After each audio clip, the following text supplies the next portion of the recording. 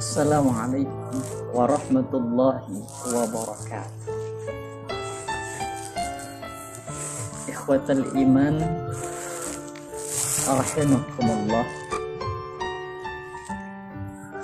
Rasulullah sallallahu alaihi wasallam pernah bersabda, "Laisal ghina an kasratil ardi, walakinnal ghina nafsi." Bukanlah ukuran orang yang kaya raya, punya harta berlimpah, rumah mewah, kendaraan banyak, tetapi kaya raya yang dikatakan oleh Rasulullah, walakinnal ghina nafsi, yakni kaya hatinya damai, hatinya tentram, dekat dengan Allah Subhanahu wa ta'ala. Bukan semata-mata hanya uang, bukan semata-mata karena jabatan, tetapi kekayaan yang hakiki adalah kayanya hati kita selalu ingat dengan Allah Subhanahu wa ta'ala. Maka Allah Subhanahu wa ta'ala telah menjelaskan dalam Al-Quran, qad aflaha man zakkaha. Sungguh beruntung orang-orang yang mensucikan dirinya. Siapa mereka? Mereka yang selalu berzikir, mereka yang selalu mengucap kalimat thayyibah, membaca Al-Quran.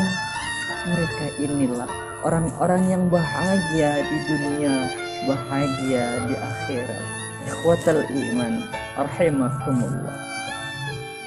Hendaknya kita hidupkan zikir, semarakkan Al-Quran, agar hidup kita kaya jiwa, kaya hati kita untuk menghadapi Allah di akhirat nanti. Ikhwatal iman, rahimakumullah. Maka daripada itu, mari kita ikhwah selalu ketuk hati kita untuk selalu ingat Allah Subhanahu wa ta'ala. Karena di dunia ini Allah tidak melihat warna kulit kita, tidak melihat baju seragam kita, wajah kita, tetapi yang Allah lihat apa? Hati dan amal perbuatan kita.